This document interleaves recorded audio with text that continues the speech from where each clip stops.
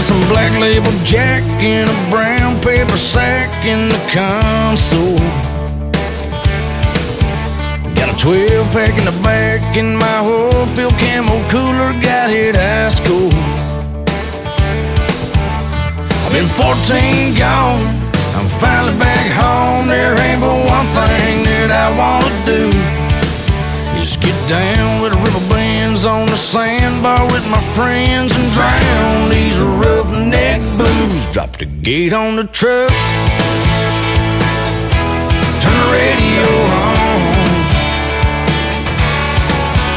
Everybody's yelling, turn it up, that's my song.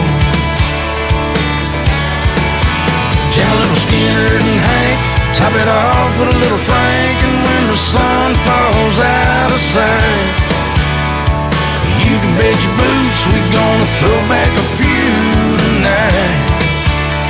'Cause there ain't nothing wrong with getting right. When and why did you start playing music? Well, I'm a junior year of college and just kind of did it to accompany myself. Was kind of bored and, away from home and needed something to do. And I always was a big music fan. So that's the reason I picked it up. Awesome. And was it country music right away, or was there like a certain genre that you loved? Yeah, it was pretty much country music. This voice I got won't let me do much else.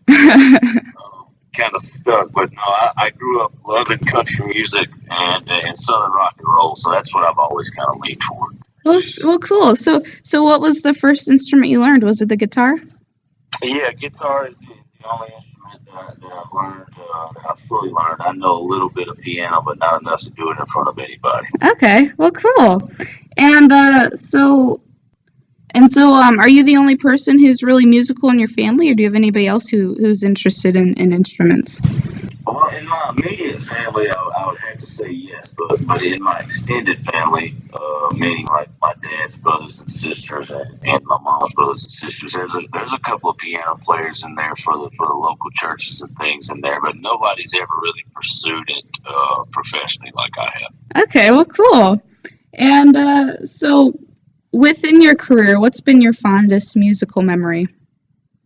I mean, probably my fondest memory would have to be playing shows with Hank Williams Jr. We've done that now 5, 6, 7 times now. I'm not sure, but he was a really, really heavy influence on me as a young kid riding around in my pickup truck or in my car listening to the radio. He was it's a big deal where I come from. Yeah, and, of course.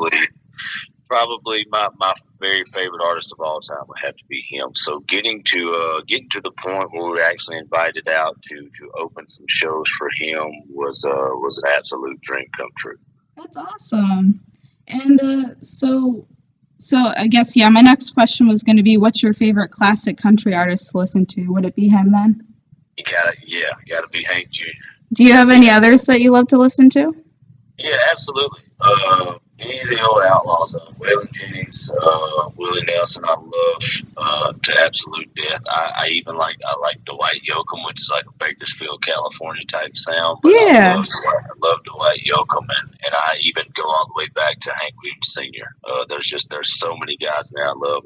It's a guy that I don't think gets enough credit in classic country music or in country music in general is Don Williams. And the older I get, the more Don Williams I listen to. I think he's pretty incredible. Sweet. And so you mentioned being able to open for Hank Williams, but you've also opened for people like Leonard Skinner, Jake Owen, Justin Moore, Randy Houser, Lee Rice, just to name a few.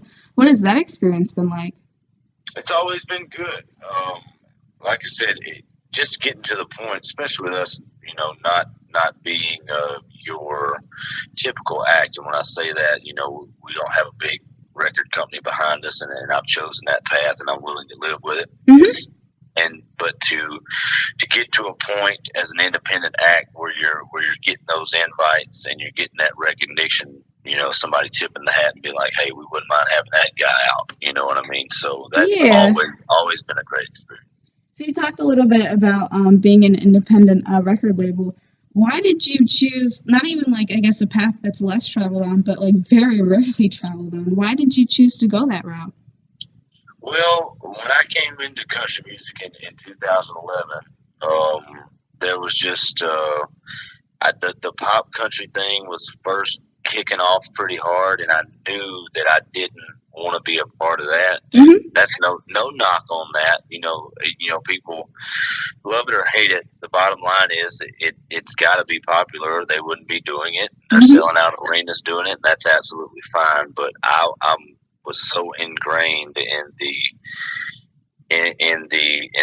old outlaws and the old southern rock and roll. That's the kind of music I wanted to play, and I knew if I went and signed a record deal that they would alter that in some way. Yeah. Yep. I wasn't willing to jeopardize the integrity of the music I was doing just to get famous. And I thought, you know what, if I just plug away at it and do it my way, maybe enough people will catch on that I can make a living doing this. And thank the Lord, that's what's happened. Yeah, that's awesome. And besides the people that you've opened for, are there any other musicians that you've gotten an opportunity to work with and learn from? Well, you know what, to be absolutely honest with you, my band, I learn from these guys every day. We're all based out of Nashville, Tennessee now, but, Nashville is one of those places everybody's here, but nobody's from here. So, right. We're from Louisiana and Texas and Indiana and Massachusetts and all over the country. And it's great to see, I'm a good enough guitar player that I can write songs, but these guys that I play music with every night, running up and down the road, are really, really true professional musicians. You know what I mean? They're great at their instrument, and I learn from those guys every day. So, speaking of performances, do you have a kind of a pre-performance routine that you try to follow? Well, you try to stick to some things, but being on the road is a very unpredictable place, and every place you pull into is kind of different in regards to how your day is going to be mapped out and scheduled. But I always like to do my sound check and get back to my hotel and lay down. I can never take a nap, but I just like to lay down and be in silence, turn the TV on, just not speak to anybody for 2 or 3 hours. You know what I mean? Right, get in the zone. Yeah, maybe get a little workout in, and the older I get, the less those workouts are popping up. But I like to do my sound check and just go get along for a few hours, because I know once showtime hits, I won't be alone for a long, long time. Yeah. So, and also kind of going with the performances, obviously, God didn't make us perfect. So what kind of mistakes have happened, but you've kind of picked up from them and kind of went with the flow, I guess? Oh, yeah, man. Playing live music is one of those things. It's not if a mistake's going to happen, it's when. Right. And the thing is, what's been so incredible about my fan base is, just like we would as a band, they take it with a grain of salt. We all laugh it off, and we all keep going. Yeah. And, it's kind of become one of those things where you at that show when this happened. You know what I mean? That's the way yep. So it's you definitely learn from your mistakes. People forget what part they're supposed to be playing. I've forgotten words on stage. I always blame it on the fans when I forget the words, just to they're supposed to be singing. So how does it, you've just this past September released your 7th studio album. Looking back on your first Rowdy Reputation, how do you feel? You know what? You try not to stop and reflect too much, but we've gotten to a point where I do feel very satisfied, and that doesn't mean I'm still not hungry, because there's still some things in this business that I want to do. Obviously, we're not at the top. Of course, yep. But for what we are doing, we're very successful, and I'm very proud and humbled by everything that's going on, and it makes me feel accomplished, and it makes me it lets me know that years ago, those decisions that I pined over for months and almost years whether to sign a deal or whether to do it my own way. It kind of, you know, I can breathe a little bit and be like, you know what, I made the right decision. It's been a longer crawl. It's been a different road that we've taken, but everything is really starting to come tenfold to us now, and I'm really glad about that.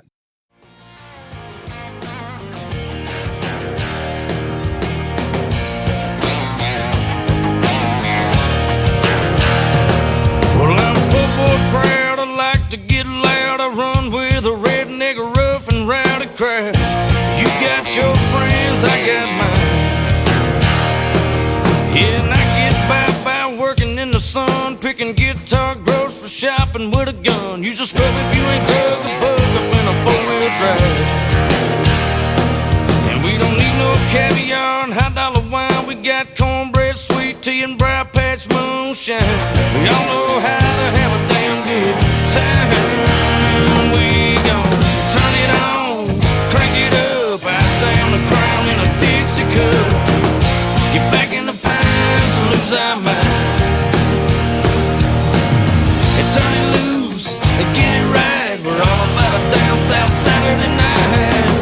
And we working hard and making noise. Blue collar boys.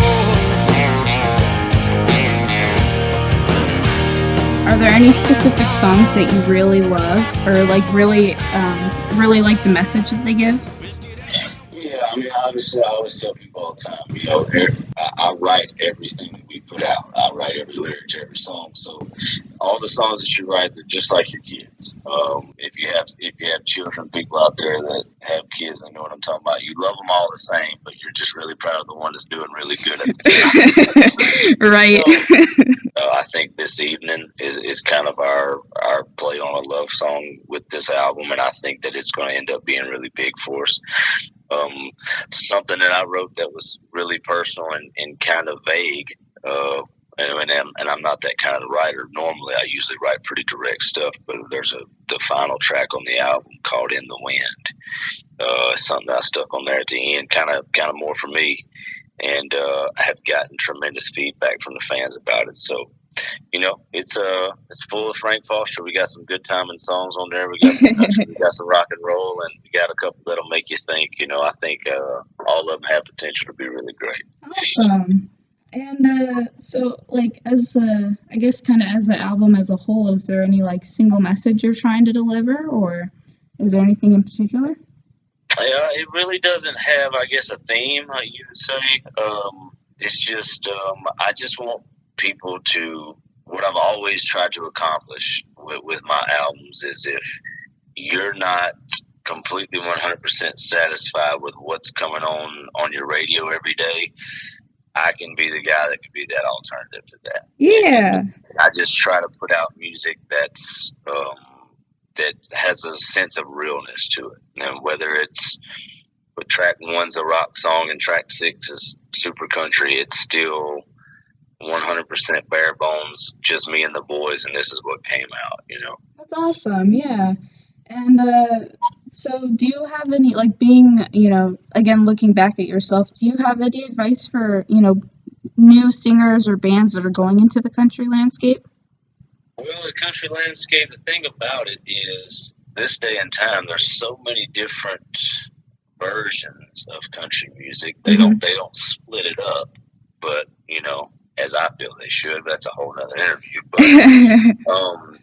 there's so many avenues you can take and still be under the country umbrella that I guess this day and time you don't have to grow up like I did to be considered a country guy. You know, as far as your music goes. And with social media and all those avenues, you should use those to your full extent. That's the you can create a buzz on social media and dang near start a career for yourself on there. So if you think you got a little talent and a few songs, all you got to do is make a post, and in 2 hours you could be the next big thing. You never know. Heck yeah.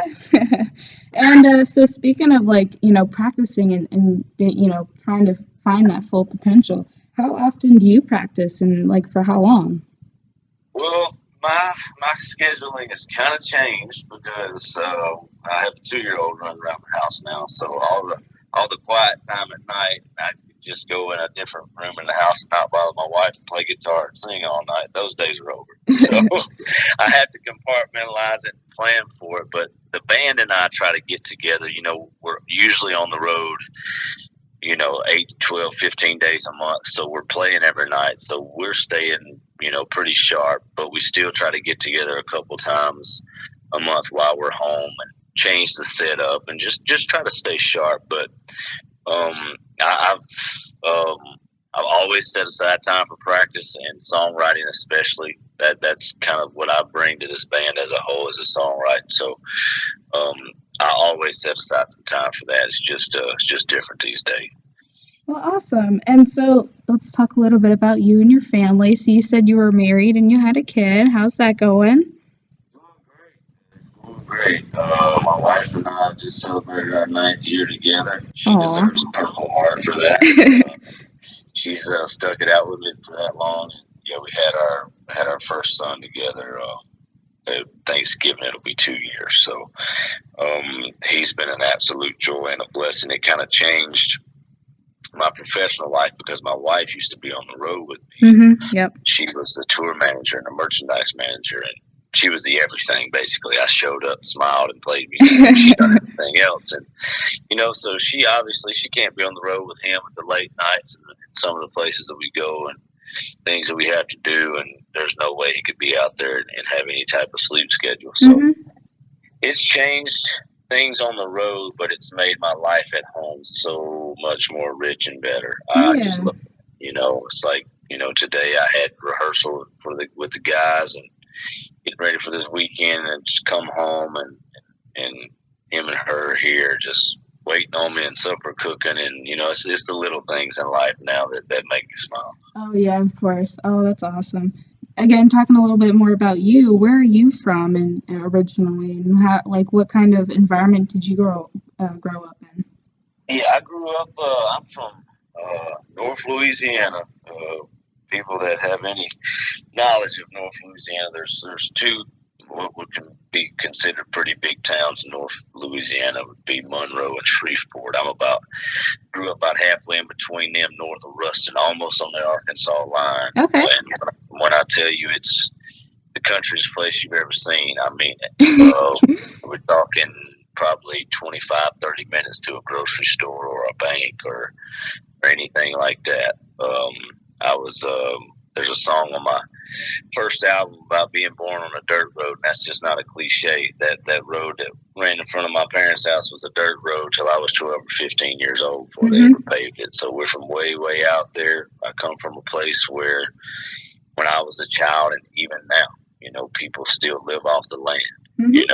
They may have a job, but they hunt, they fish, they farm, and they make their life a little bit of the old-fashioned way. But I tell you what, I just went back there last week, and it's like stepping back in time, but it's something so beautiful about that. I hope that place never changes. So speaking of things that you like to do, do you like to hunt or fish or anything like that? Any hobbies that you have? Absolutely. My hunting hobby is completely out of hand. To be absolutely honest with you. I usually, about the 1st of November, my touring really, really comes to almost a halt for about 2 months because I do a lot of hunting in the winter, November, December, early part of January, and then again I do the same thing in the spring when wild turkey season comes around. I love it. We do it the right way. We don't abuse anything. Whatever I lay down in the field, I put on my table. I was brought up that way, so we do it for the love of it and for the sport of it, but we also do it the right way. And it's just something I can't wait to pass down to my son. It's a beautiful thing.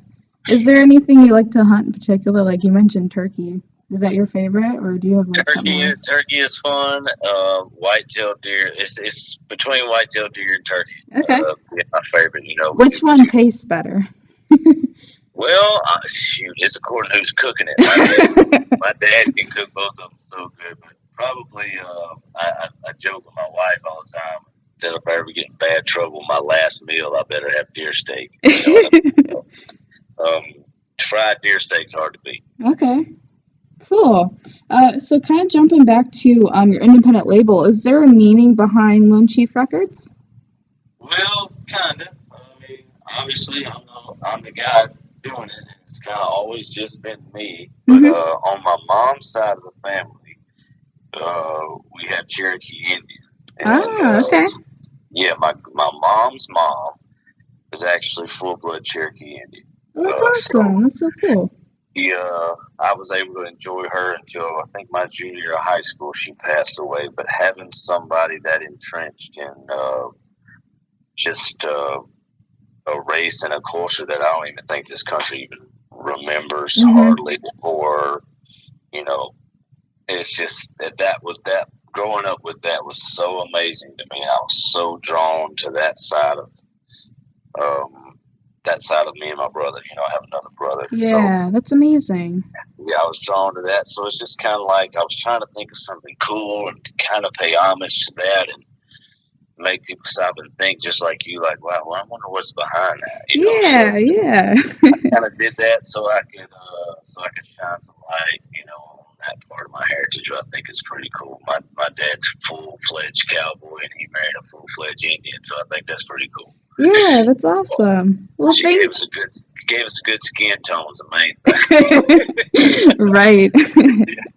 Well, awesome. Well, thank you so much. I really appreciate it.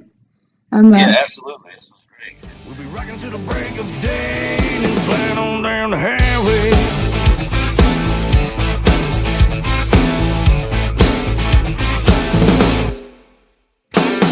We came to give you more for your money. Southern rock and some outlaw country. And don't forget about my solid gold. That old underground crown has been tookin'. I got music like mama's home cooking. Lord, it just feels good in your soul. So turn it on and crank it up to 12, son. We gon' kick like daddy's old pump gun. Get paid and we're getting on down the road. We'll be rocking to the break of day and then flying on down the highway. We'll be rocking to the break of day.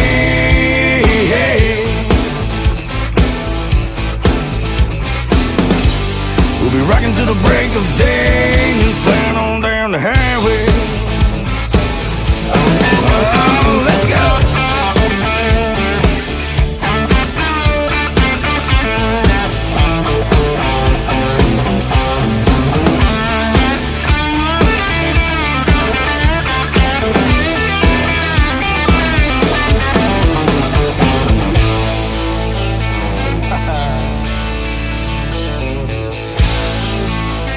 Ain't nothing changed. Hey there, Mr. Bartender. A roughneck don't need a blender. Son, pop the top on something cold. And grab a few for me and the fellas. And that girl in the sunshine yellow with 1,000 eyes that are out of control. And if she needs to get her another, cause later on down a dirt road, brother, I'm gonna take her to a spot nobody knows.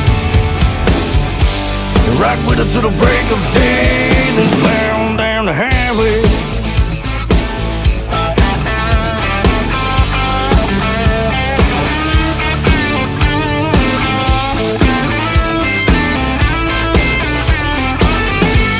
We'll be rocking to the break of day.